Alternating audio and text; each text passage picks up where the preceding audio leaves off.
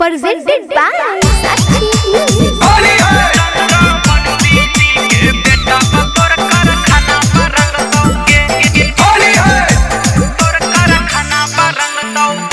Mixed by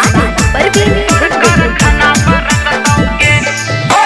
lehenga choli साया तोर बबुआना परंग तौगे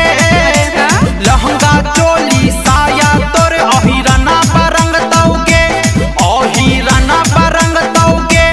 चंद्र बंसी जी के बेटा बतौर कर खाना परंग तौगे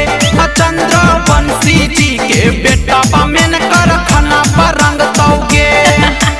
बाहाजी तोर ऊपर के सुपर खजाना परंग तौगे चौधरी जी तोर ऊपर के सुपर खजाना परंग तौगे हाँ खजाना परंग तौगे चंद्र बंसी जी के बेटा बतौर कर खाना परंग तौगे चंद्र बंसी जी के बेटा बमेन कर खाना परंग तौगे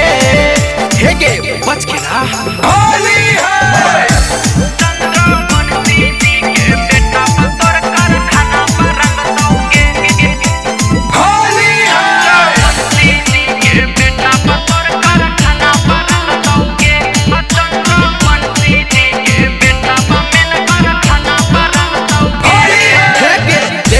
जनवा डोलो है मनवा खड़ा हो वो है पीछा करिया के डाले दे रंगवा खोली के अंगवा तो पोही काहे शरीरिया के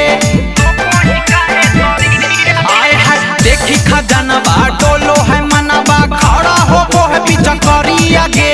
डाले दे रंगवा खोली के अंगवा तो पोही काहे शरीरिया के लाला जी नीचे से ऊपर से छोड़ा चौहाना परंग तौगे बाड़े जी नीचे से ऊपर से छोड़ा पसावना परंग तौगे पसावना परंग तौगे चंद्र बंसी जी के बेटा बतौर कर खाना परंग तौगे चंद्र बंसी जी के बेटा बमेन कर खाना परंग तौगे हे गे ये बुझ होली है Presented by Sakshi Music.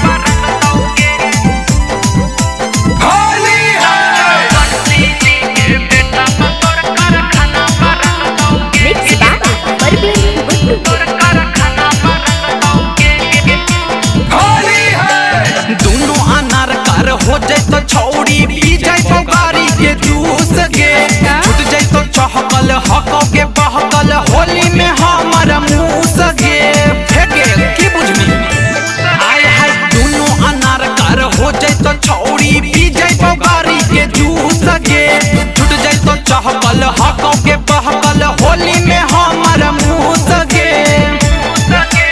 बेटा बीबी कास संगे पर बिना परंग तौगे बेटा बीबी कास संगे आर्यना परंग तौगे आर्यना परंग तौगे चंद्र बंसी जी के बेटा बतौर कर खाना परंग तौगे चंद्र बंसी जी के बेटा बमेन कर खाना परंग तौगे आगे बच के रहा तो रंगा चाहिए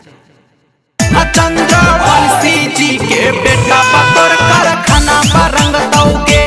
चंद्र बंसी जी के बेटा